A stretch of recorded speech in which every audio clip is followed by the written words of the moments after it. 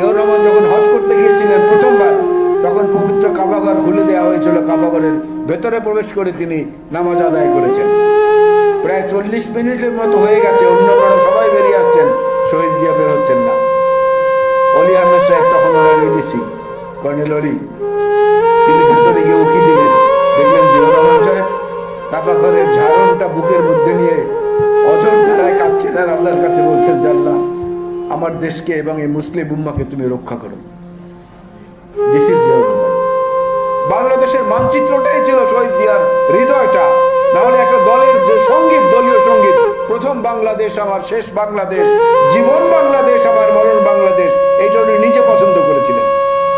প্রথম যেদিন এই গানটি যে অনুষ্ঠানে বাজানো হয়, পরিবেশন করা হয়, সে অনুষ্ঠানটি পরিচালনা করার সৌভাগ্য আমার হয়েছিল বরিশালের মডেল কলেজে, যেটা পরবর্তীতে বরিশালের ক্যাডেট কলেজ হয়েছে। এবং দেখেন, ওনার জীবনের সঙ্গে বিএনপির দলীয় সঙ্গীতটা মিলে যায়।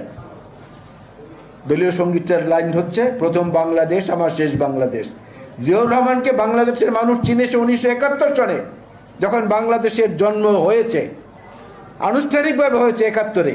তার মানে প্রথম বাংলাদেশ ওনার, আর ওনার মৃত্যুটাও হয়েছে